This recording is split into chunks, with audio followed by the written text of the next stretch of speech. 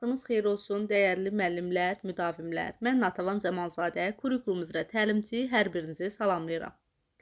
Və ilk öncə izaha başlamamışdan əvvəl sertifikasiya imtahanından uğurla keçmiş müəllimlərin hər birini təbrik edirəm. Sizə gələcək fəaliyyətinizdə uğurlar və can sağlığı arzulayıram.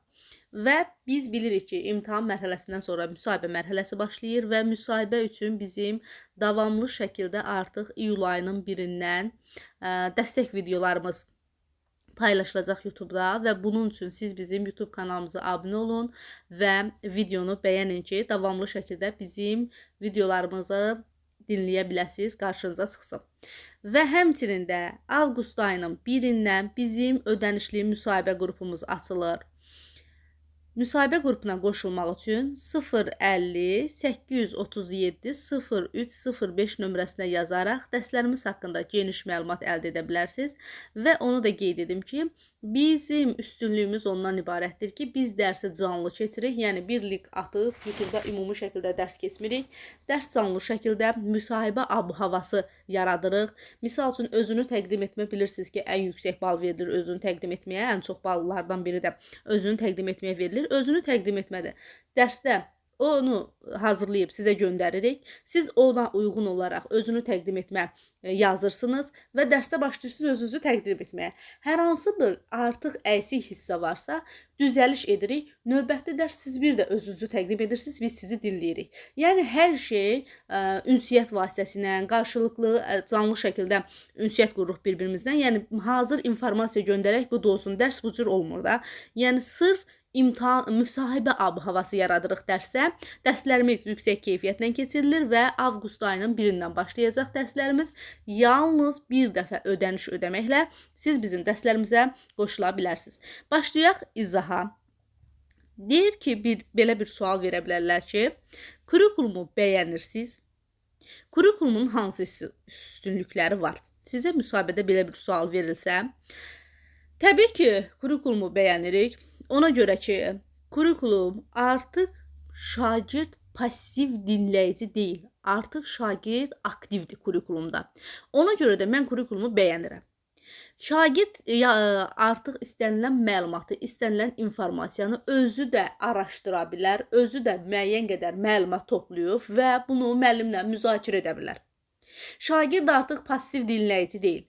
İnformasiya mənbəyi yalnız müəllim deyil. Şagird araşdırmağa, öyrənməyə maraqlı olurlar kurikulumda və həmçinin kurikulumun əsas prinsiplərindən biri bilirsiniz ki, şagird yönümlülük prinsipidir. Şagird yönümlülük prinsipində biz şagirdin marağını, potensialını, tələbini nəzərə alırıq və ona görə də biz dərsi şagird mərkəzli təlimdən istifadə edərək qururuq və kurikulum həm interaktiv təlim metodlarını dəstəklədiyi üçün, şagirdlər dərsdə aktiv olduğu üçün və müəllimlə şagird subyekt yanaşmasında olduğu üçün mən kurikulumu bəyənirəm və təhsil sistemində dəstəkləyirəm. Şagirdlərdə həmçinin 21-ci əsr bacarıqlarını inkişaf elətdirir. Hansı 21-ci əsr bacarıqlarıdır? Kommunikasiyadır, kooperasiyadır, ünsiyyətdir, əməkdaşlıqdır, kreativlikdir, tənqidi düşünmədir, yaradıcı düşünmədir. Bunların hər birini kurikulum təsdiqləyir. Həmçinin qiymətləndirmədə biz ənənəvi təhsildə qiymətləndirmə necə idi? Ənənəvi təhsildə yekunlaşdırıcı xarakteri daşıyırdı. Artıq müasir kurikulumda biz 5 üçün çalışmırıq. Yəni şagirdi ancaq 5 almağa maraqlandıraq, şagirdi ancaq buna fokuslandıraq. Bu istiqamətdə getmir bizim təlimimiz. Artıq qiymətləndirməyə biz bir inkişaf etdirici xüsusiyyət kimi baxırıq. Yəni qiymətləndirmə müasir kurikulumda artıq inkişaf etdirici xarakteri daşıyır. Yəni biz formativ qiymətləndirmədə nə edirik? Biz şagirdin fəaliyyətini izləyirik, ona uyğun rəy veririk və o rəy əsasında şagird çatışmayan nələr varsa onları görüb düzəldir.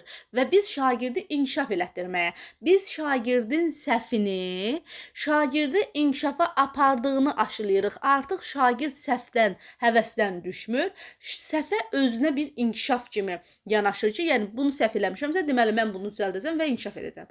Və bu da kurikulumun ən vacib məqamlarından biridir ki, bu xüsusiyyətlərinə görə mən kurikulumu bəyənirəm və dəstəkləyirəm.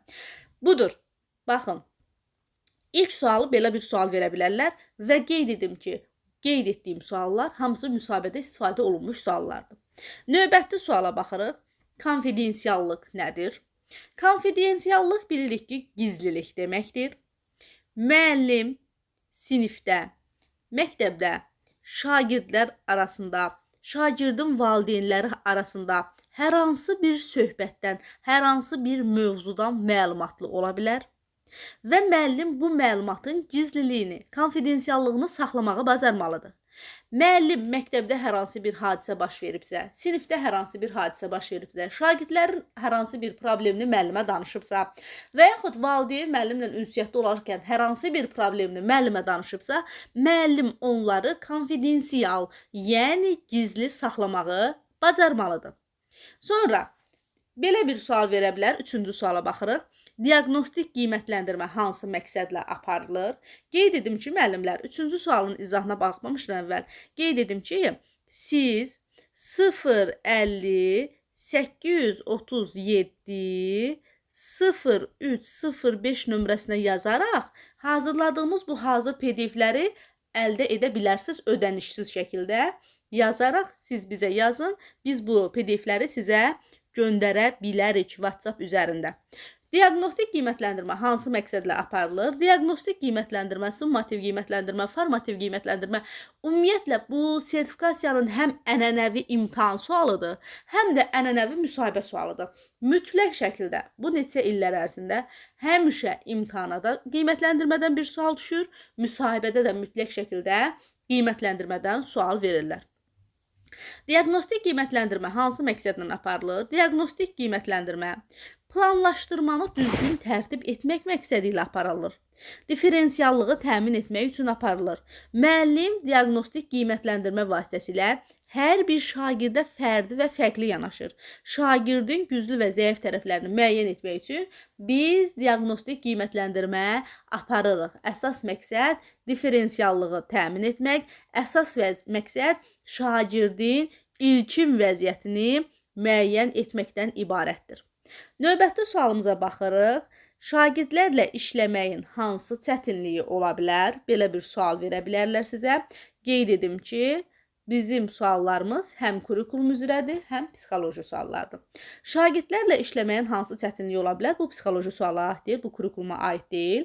Amma əvvəlki diaqnostik qiymətləndirmədir, konfidensiallıqdır. Bunlar kurikuluma aid olan suallar idi. Şagirdlərlə işləməyin çətinliyi nə ola bilər? Hər bir şagird bilirik ki, fərqli ailədən, fərqli mühitdən gəlirlər. Hər bir şagird fərqli ailədə, fərqli mühitdə böyüyür. Buna görə də onların düşüncələri, maraqları, tələbatları da fərqli olur. Şagirdlərlə işləməyin tək çətinliyi onların maraqlarına uyğun təlim metodu seçmək ola bilər. Və bunun üçün də biz əvvəlcədən diaqnostik qiymətləndirmə aparırıq və bunun üçün biz buzqıran strategiyasından istifadə edirik ki, şagirdlərimizi daha yaxından tanıyaq, onların maraqlarını, tələbatlarını bilək və ona uyğun olaraq biz diferensiallığı təmin etmək məqsədi ilə, şagirdlərin müxtəlifliyini təmin etmək məqsədi ilə müxtəlif təlim metodlarından istifadə etmək. Yəni, səriştəli müəllim həm buzqıran strategiyasından istifadə etməlidir, həm diaqnostik qiymətləndirmədən istifadə edərək şagirdlərini tanımalı və bu şagirdlərin istəyinə uyğun olaraq, təbii ki, şagird yönümlülük prinsipinə əməl edərək şagirdlərə uyğun təlim metodu seçə bilər. Növbəti 5-ci suala baxaq və siz bizim zəhmət olmasa YouTube kanalımıza abunə olun ki, izahlarımızı mütəmadi olaraq dinləyə biləsiniz. Özünüzü kiməsə təsvir etsəydiniz, necə təsvir edərdiniz? Sizə müsahibədə belə bir sual verirlər. Özünüzü təsvir edin. Özünüzü kiməsə təsvir edirsiniz? Özünüzü necə təsvir edərsiniz? Özünüz haqqınızda nə danışarsınız? Bu cür suallarda müəllimlər, özünüzü qətiyyən tərifləmirsiniz. Mən bu cürəm, mən belə dərs keçirəm, mən belə müəlliməm, belə hörmət göstərir hamı mənə. Yəni, bu cür yanaşmayın. Necə deyərlər? Ağac bar verəndə başını aşağı əyər.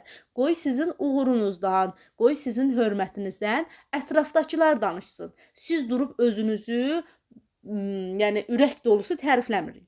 Yəni, bu cür situasiyalarda özünüzü tərifləmirsiniz. Deyirsiniz ki, mən özümü necə təsvir edərdim sualına bu cür cavab verə bilərsiniz ki, səbirliyəm, uşaqlarla işləməyi sevirəm, uşaqlarla ünsiyyətdə olmaq, uşaqlarla araşdırmaq, öyrənmək, bunları sevirəm. Bacardığım qədər təmkinli, səbirli olmağa çalışıram. Həmçinin dərs zamanı hansı problemin olmasından asılı olmayaraq, mən çalışıram ki, bu problemi şagirdlərə bildirməyim və şagirdlərlə daimi pozitiv münasibət qurum. Onlarla xoş dillərdən, müsbət deməli fikirlərdən, sözlərdən istifadə edərək ünsiyyət quraram.